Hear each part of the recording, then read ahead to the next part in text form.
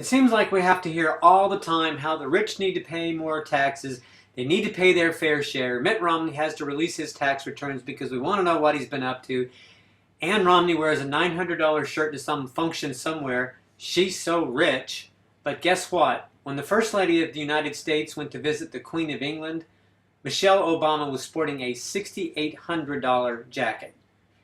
And of course we get to hear the liberal buzz from the news, or let's just say the Washington Post, when they criticize Ann Romney for wearing a $990 shirt, telling readers that Mrs. Romney's shirt is indicative of a tone-deaf campaign.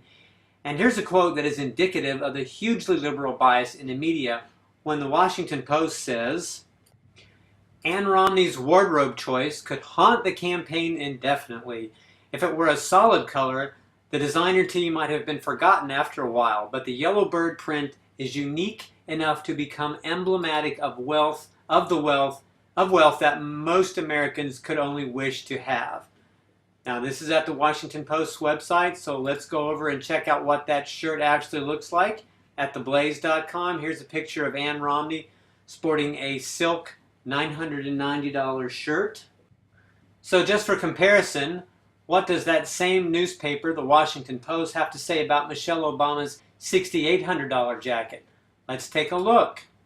It says, Michelle Obama has been criticized for not dressing up enough for Queen Elizabeth II. So she stepped up her game Friday at an Olympics reception for heads of state at Buckingham Palace. The First Lady wore a very fancy J. Mendel cap sleeve jacket. I don't think it does say it's cost $6,800 in here.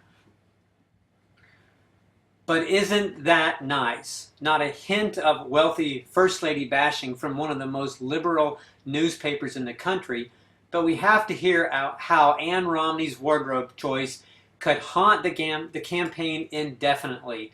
Oh, how the Washington Post could only hope.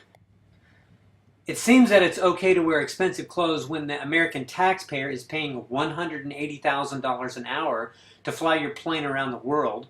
That's right, folks, it costs $180,000 an hour to fly Air Force One, and also pay for most of your other expenses so you can live in the most secure location in the world, namely the White House.